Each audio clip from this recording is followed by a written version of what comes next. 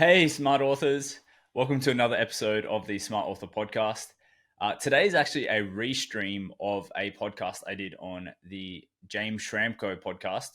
If you're not familiar with James, he's someone who's been podcasting for over a decade and has been mentoring people for over 15 years. So he's worked with some of the biggest names in the industry, people like Pat Flynn, Ryan Levesque, Molly Pittman, Justin Brooke, and Ezra Firestone, and hundreds more over the years.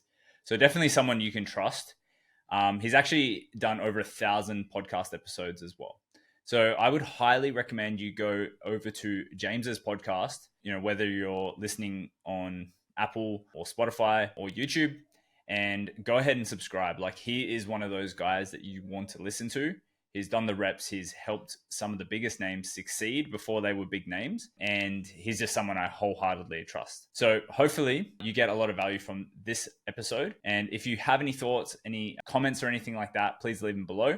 We'll make sure that James's podcast is linked in the description, as well as my episode with him for the podcast directly as well. So love to hear your thoughts, and let's go ahead and roll that intro.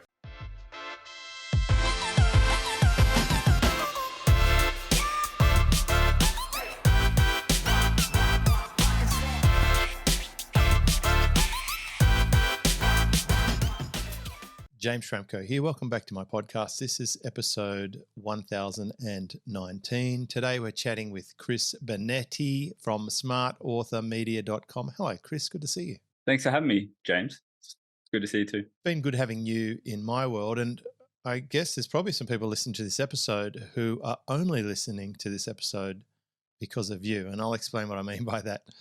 You're in the business of helping people who have books get the word out.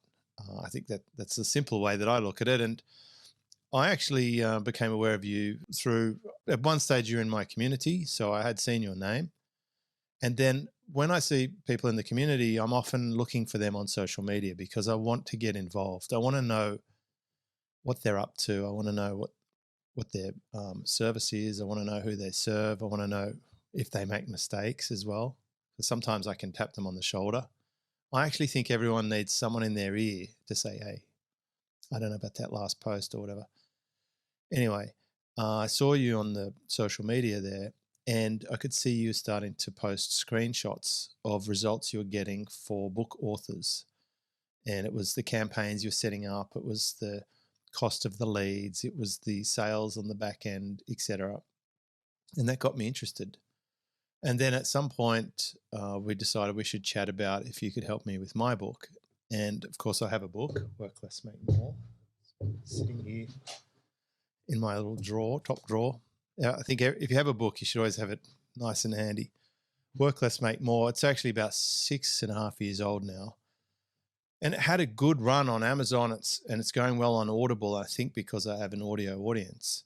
And it's a good book. I'm proud of this book. Kelly Exeter helped me put together the book. She's a fellow West Australian. You're over there in West Australia. Something in the water over there. We decided, okay, let's see what we can do with this book. And you came on board, and we brought you into our Slack office, integrated you with my team, and you helped me get this book in front of more people. Now, there's a few things that we did differently with you that I've tried before, and I think those are things I'd love to highlight in this episode, if that's okay. Yeah, for sure.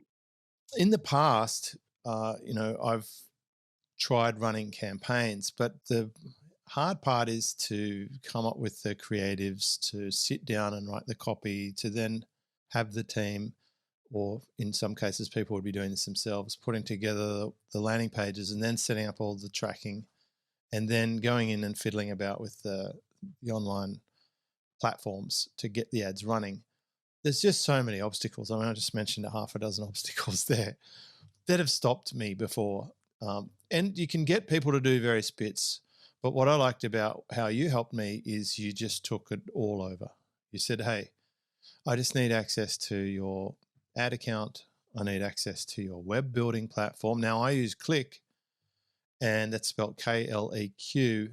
And I was curious, how well is Chris going to go with this platform? He probably doesn't use it that often, because it's not as popular as the mainstream ones, but it was no trouble. And then you got access to my team who can provide things like pictures or where do I get this video or where do I use a bio from, etc. Like all the bits and pieces that go and gather things. Because when you hire a contractor, it always needs stuff. And one of the first things you sent through was a questionnaire, and it was asking me certain questions. And I wanted to make sure I sent that back quickly. Can you describe how important is that part of the process for you in your role? Yeah, so the questionnaire is the first thing that we ask for, generally because we actually use that to create all of the marketing assets. So the way that I structure that questionnaire, it's actually just questions about the book. I tend to come from a perspective of let's not overcomplicate things. Let's sell the book by using the book content rather than sales copy. And so, the author, the person who wrote the book, spending 20 to 30 minutes filling out the questionnaire, that basically helps us create all of our landing page assets, all of our ad copy, all of even the creatives and what goes on the creatives, like the imageries for the ads. It's probably the most important thing I ask for when a new client comes on board, but it ultimately streamlines the process for us being able to create all of the marketing assets for the campaign. I loved the process because it made me revisit the book and to see what's in it. Because when you have a few years separating from when you create the book, for example, I published the book before AI was a big deal. So that was obvious to me. Oh, okay, well, there's some efficiencies that could be added there. However, reinvigorating with the book, it sort of reconnected me with the purpose of why I made that book. And that was exciting. So I've sent that across. We plugged you into the system, and then you just go and do all the stuff. And I love that the most. That was the most important part of the whole process, was that I didn't have to do anything. How did you go with the platform, by the way? So it was actually the first time for us using Click, but we've got 6 years as a team, skill sets in building in various platforms. So for us, it's like, let's figure it out in the first day and then let's get going with the actual task at hand. So for us, we're lucky enough, you had some assets for your book in Click already. So we basically just did version twos or like updated versions in, the aesthetics and the design styles that we like to do, keeping on brand, of course. But yeah, like once we kind of figured out the platform, it was about a week and a half, I think, after that, where we had a complete funnel and we're kind of ready to launch ads. Love it. So for the users of that platform, they can click a book campaign button, which is something I requested. It was for my book. Click the button, the book campaign's ready. I love how you so beautifully just said that you improved the aesthetics. So basically you made our clunky version of the book funnel much more elegant, better sales copy. And of course you can duplicate funnels, which is good. And you can track them. So you can see what's actually happening in the back end all the way through to when someone purchases. I love that aspect of it. To get to where you got to at such a young age, it made me curious about your background. I know you live in West Australia. I know you're married and you have a kid. A lot of people in West Australia are from the mining industry, and I understand you from that industry as well. Yeah, funnily enough, I actually did high school in Port Hedland. So I can be bogan sometimes. For our overseas listeners, what does bogan mean? Is it like redneck? Yeah, it's like the Australian redneck. There's definitely different shades of bogan though. So it's like mullet hair, flannelette shirts. Pretty much, yeah. So yeah, I grew up in Port Hedland, and you pretty much you naturally either go into mining or you go to Perth to do university. And for me, it was mining, right? I did that.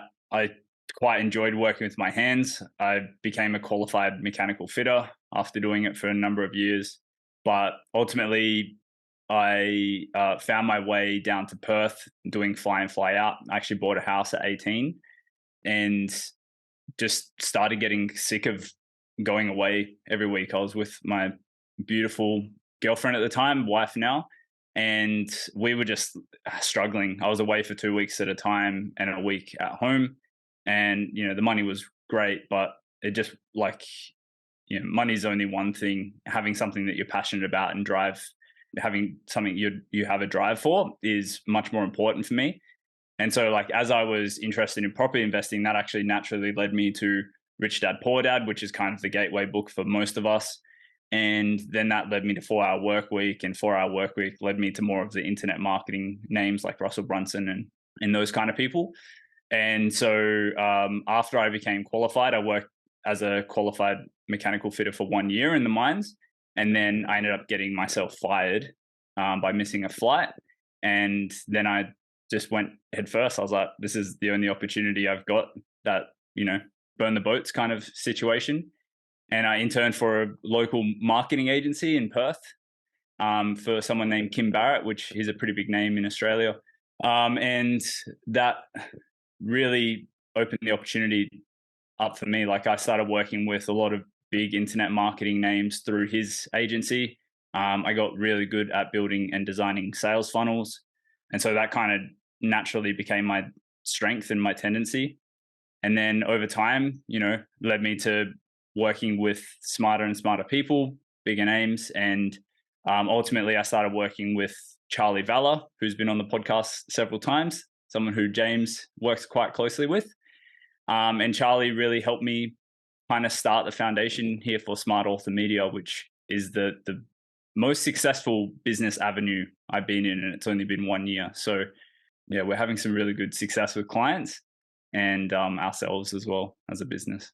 I've actually been saying for years that someone should be serving the authors, because every book on Amazon in the business section is a potential client. There's almost nobody specializing in Amazon ads for authors. There's lots of people doing the e-commerce stuff, but hardly anyone helping authors. Mm-hmm. And it was nice for you to be able to log in there and just tune up my sort of hacked together Amazon advertising efforts. And I mean, I was exporting stuff into CSV files and looking for the good campaigns and getting rid of the old ones. And I let it sort of go on a maintenance mode for a long time, but it's rare to find someone who can actually look at that. But I think all your fitting and engineering experience probably really helps you with all the moving pieces of a website. It's like a virtual version of puzzle solving. Yeah, problem solving, because I specifically did breakdown maintenance in the mines. So like problem solving on the fly was something that actually was the biggest skill set that I took away from that industry. It's such a good thing. I mean, I came from the car industry and I brought across all the sort of leadership and management and sales and marketing and looking at numbers and stuff. And you've brought across the same skill set that was good for you in the old job, but in the new medium, now you can work from home with your young family. It's awesome. So why would someone with a book be interested in growing it? What sort of outcomes have you seen? I've seen a few of your posts, which is what led me to becoming a client. I saw some famous names like Scott Oldford. I saw some of my previous alumni like Nigel with his IT platform. So there was lots of people I recognized in the industry, and I saw you were blowing them up. And why do you think that's so important for them to be putting a focus on the book? For me, I think that books ultimately are the best way that you can get qualified people to become interested in you. There's a lot of different strategies for lead generation these days. For me, a book is just the best way to build authority for your business and your brand. And it also creates the best kind of customers, just like a podcast does as well. It's more of a long form. Someone who's going to read your book is probably going to stick around and listen to more of what you have to say, or read more of what you have to say, or open your emails. I just think it creates just a better potential customer for your business. For the guys that I have worked with and had success with, the main strategies for us is that you're just not going to make upfront money on the book. Like, it's not going to be a money maker for you, like a lot of people will try and sell you on. So definitely the way that we have intention to get the book out and promote the book for my customers is that this is going to be a tool for us, an asset for us on the front end, so that we can create back end customers. If your book is good, if your book is giving value, creating value in their world, then there's going to be a natural, like roll on effect from that. They'll want to work with you in some capacity. They'll want to check out your membership. They'll want to, get consulting from you in the future. They'll want to see what other offers you have. And sometimes we do that direct in funnel, meaning, as they're getting the book, buying the book, downloading the book, we'll give them an offer right away. Sometimes we'll do that with a follow-up, emails or other ads. And sometimes, we'll do it through, sales calls and other things like that on the back end. So the real intention for any kind of author or business owner working with me is that we create an intense amount of value up front by either giving the book away or selling the book with ads. That basically creates the rapport with the person who gets the thing. And then if they enjoy it, then they're naturally going to want to learn more about you. They're naturally going to want to enter your world more and ultimately become a customer of yours. It'd be worth talking about some of the things that happened with our campaign, because I've got experience in the trenches now. Both you and I worked together on this. We decided to give my book away as the PDF version.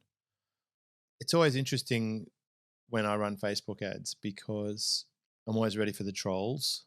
It was still fascinating to me that some people will post negative comments even when you're giving away a book that you've spent hours working on and put a lot of effort into, and you can have a lot of good reviews on Amazon, and you can charge for it for 6 years, yet you give it away and people will say, oh, that's BS or etc. And I'm like, Damn, yeah. fascinates me. So one thing I'd say, if you're going to run any kind of paid campaigns, be prepared for weird people to be offended by that. So it'll disrupt their pattern of life, and they'll, just because they see an ad in Facebook, they spew vitriol. Fascinates me. Do you see this every single time, or just am I the only one? No, it's not just you, man. It actually frustrates me so much. Because obviously I'm in my clients' accounts. I'm like holding back my rage in response to just like people being stupid on promoted content. I'm just like, what's wrong with you? Like, if you don't like it, just keep scrolling. Like, What's your preferred strategy with negative comments? honestly, like if it's ridiculously negative and has no actual correlation, I'd just say delete it and move on. It's not worth it. I've sometimes seen my fans kick in and take on the negative comment. Occasionally I'll put a witty retort, but it usually takes me a day to think up something funny to reply back. So that's one aspect. The other aspect is, I would say one thing we really did learn is that the title or theme of the book is going to matter in terms of what it is that you're trying to sell.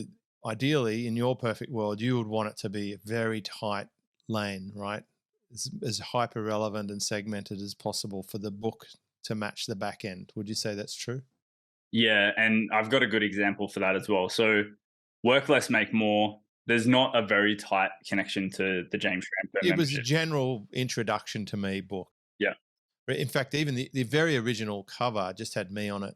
It was too much of an introduction, and then we pulled it back to more general. But it's fair to say that it's not a direct match to my membership, for example, because only a percentage of the people who will get the book are ready for an online business like you are. Like, you're my perfect client. You are a client, a member of my community, but not everyone who reads the book would be yet.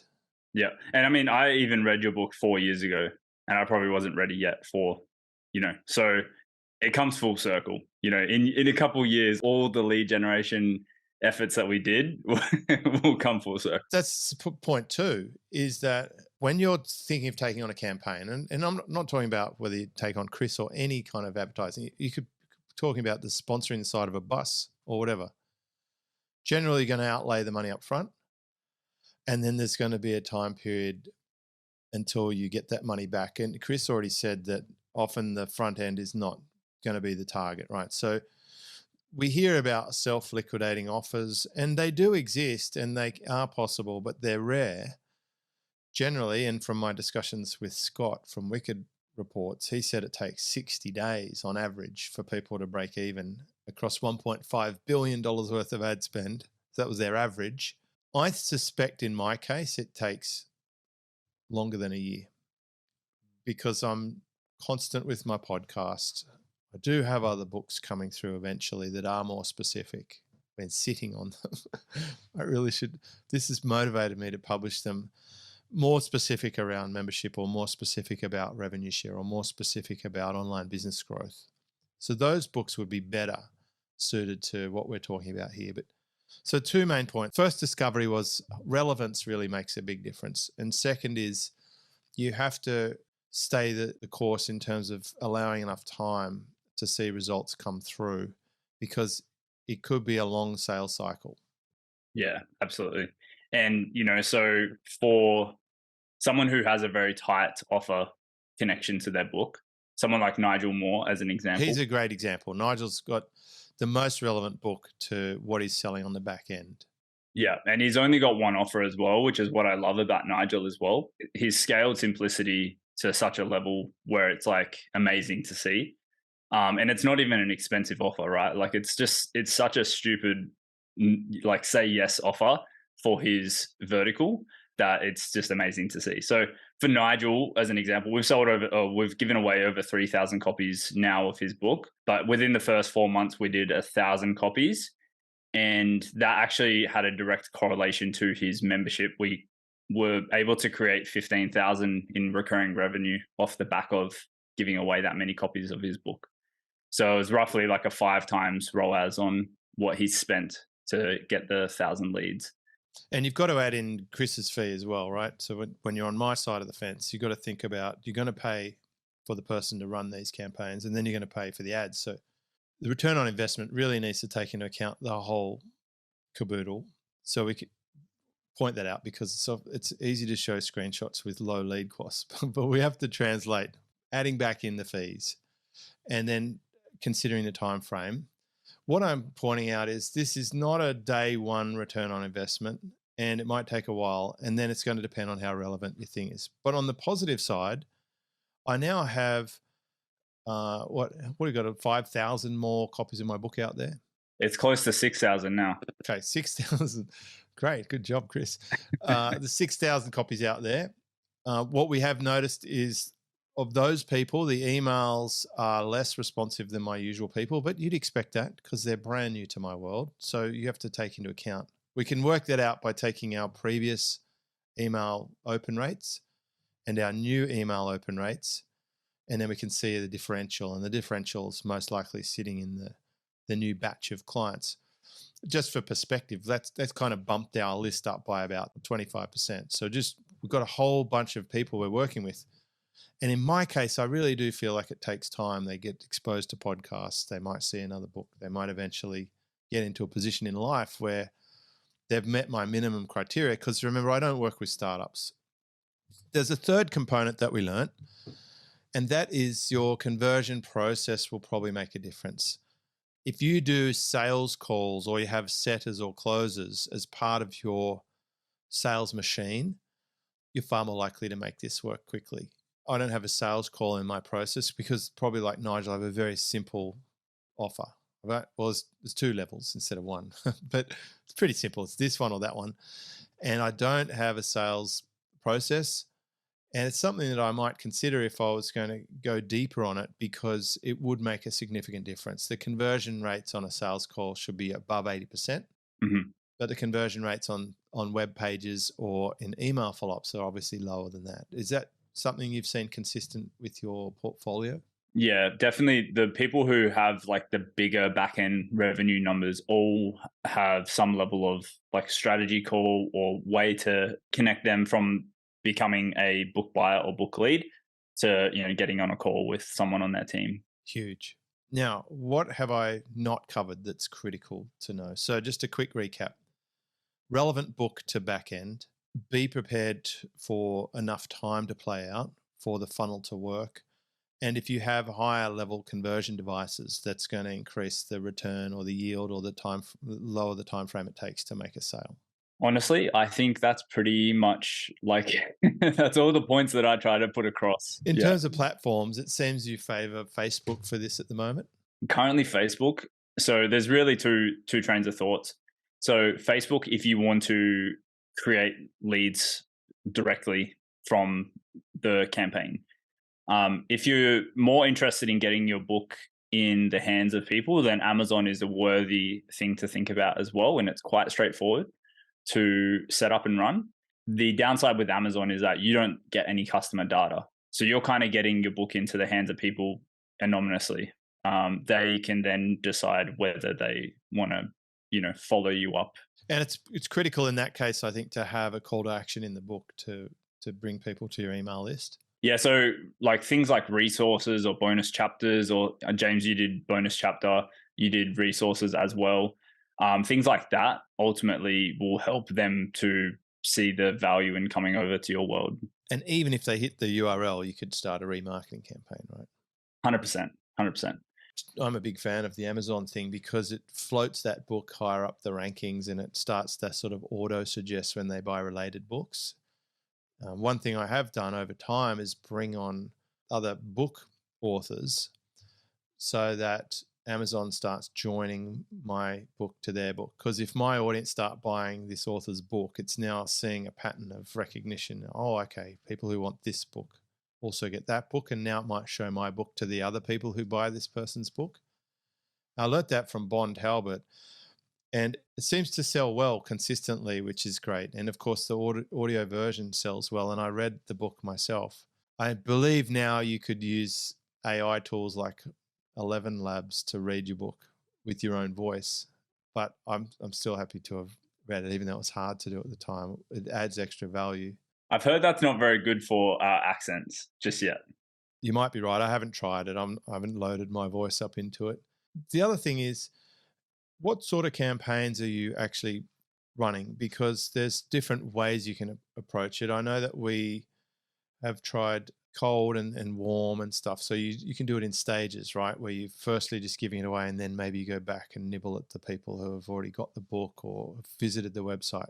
Yeah, we always do 2 levels, cold and warm. And ultimately the structure of that is cold is essentially just open detailed targeting. So like it's a variation. We'll test a number of different audiences, things like a lookalike audience of your current subscriber list or past customers, which basically means like people who are similar to the people that James already has in his world. And then we'll do detailed targeting, which is basically like people who are interested in this topic or this topic or this topic. So you can basically select a bunch of different detailed targeting options. For me and business books, I like to do other business authors and other leaders in the space. And then you can also do broad targeting, which is another option, which basically means no detailed targeting. You're just using your message in your ad to try and see if people are interested in what you're doing. And all 3 generally work in different capacities. Some people have more luck just by having no targeting. Funnily enough, Facebook figures it out and they'll put your ad in front of the right people and you'll get conversions the way that you want. But it's always a testing game. Like we never necessarily know what's going to work for the clients. So we have our moves that we make. And then generally speaking, from there, we'll essentially have the different types of campaigns that we run. So if we're giving the book away for free, we'll run a lead campaign. So we're basically bidding on the campaign giving us leads.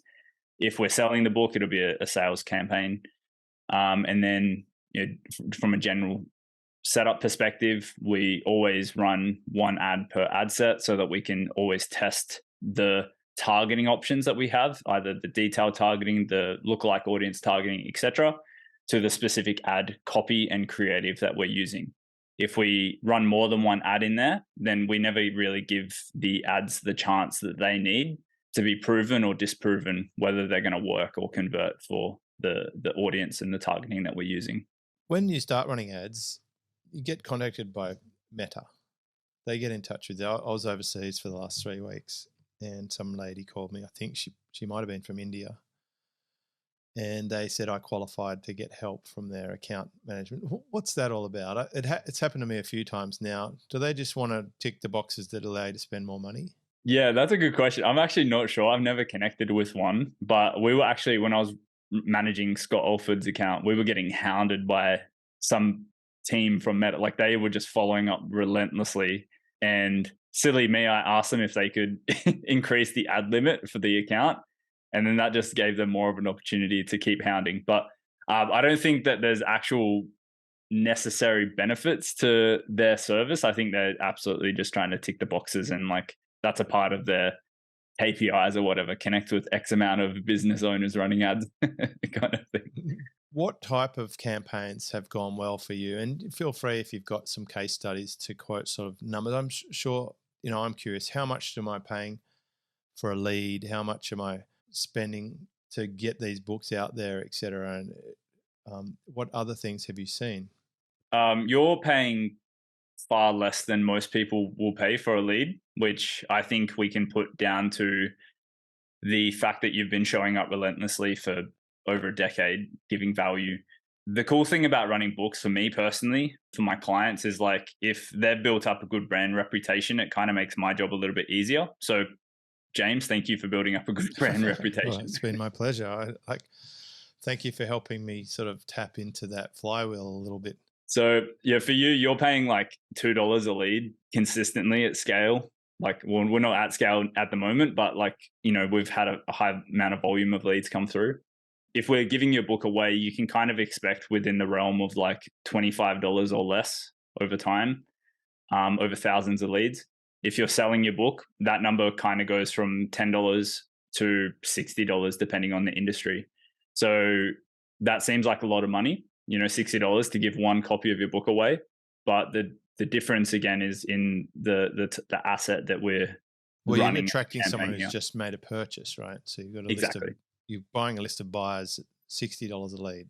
And then if you were to have a sales call with those people, about 80% of those will probably buy something at a higher price. Yeah. So it all comes back down to like the funnel metrics and KPIs. So like if we have a conversion rate of 10% and it costs us roughly $60, and then we have about 20% of people book in on a call off the back of buying your book. So let's just say rough numbers, 100 people visit the funnel, we have 10 buyers, we have 2 people book in on a call, and you've got 80% close rate. You're probably going to close one sale off of that. And if you're high ticket, 5 to 10 to 15 grand, like some of my clients who are happy to pay $60 per book buyer are, then it's going to be money all day. You're going to be, successful overall with the campaign. And so it just, for me, it's like more and more these days, I just make sure that my clients are at a level where they're happy to play that game, where they're okay with a longer lead timeline, where they have a bit more sophisticated sales systems in place and they can kind of handle that capacity. Because I've just found that the more times that I work with people who aren't at that level, it's just, it's a kind of a mixed bag of expectations, and people kind of get disappointed that they're not making money on the front end and all these kind of things. Would you say the people at the lower levels have the higher unrealistic expectations? 100%. And most of the time, it's always because they don't have the money in the first place to investing in the service or the outcomes that they actually want to produce. And so it's like, it's not really a fault. It's just that they need to go back and figure out a way to increase their revenue so that they can, right? It's exactly the same situation for the coaching that I do. And that's why I have a minimum starting point, because it's just too hard and unknown and stressful when you're taking all those risks.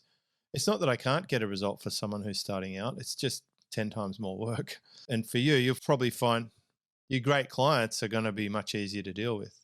100% they are. Absolutely. They are just happy with you managing the campaign. And for us, it's like we don't ever go on idle with our campaigns. Like we always are testing things every single week, multiple things a week. Like for me, it's like I'm invested in the results my clients get.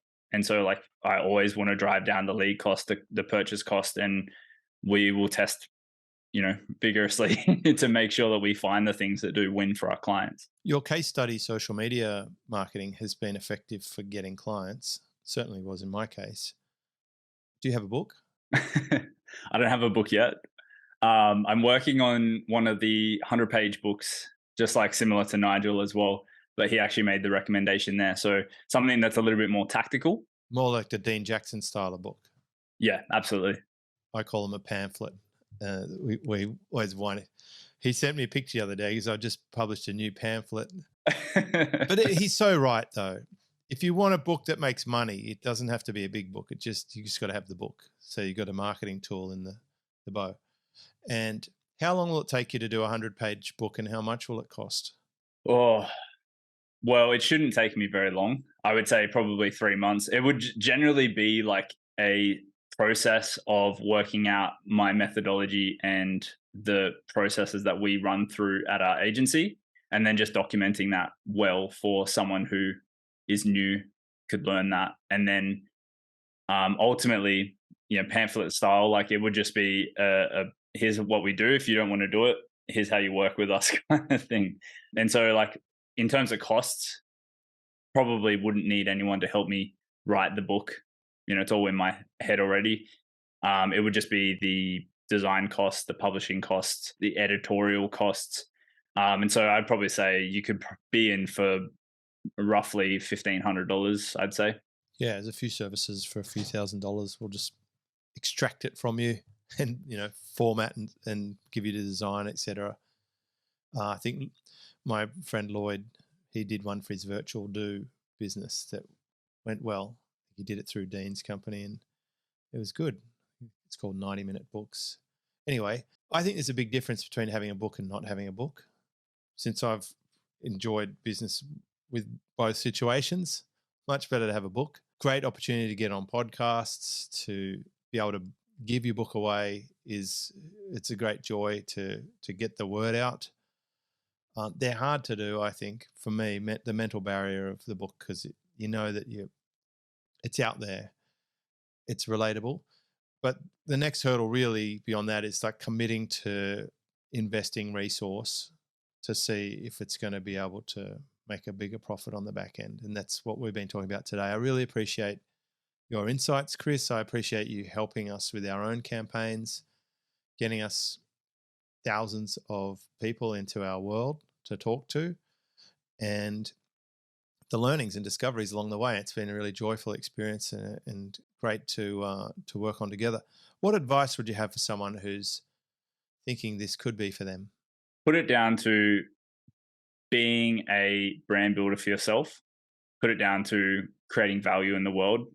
And if you have less expectations on direct ROI from a book, I think you're ultimately going to succeed much more than someone who doesn't. That's it. Cool. And I would say make sure your book lines up with the back end. Make sure your conversion process is rock solid. And however you run your campaigns, you just get good advice in terms of the creative, the settings in the system, the pages, or make sure your tracking is there. Don't do anything without tracking, of course. And I think the big clue is something we talked about earlier on. It's the upfront brief. Even if you do it yourself, you've got to do the work in terms of what the book's about and who it's for and how it helps people, so that you can get super clear on who you're solving that problem for and set up your targeting right. Been chatting with Chris Benetti from smartauthormedia.com over there in West Australia. I appreciate it.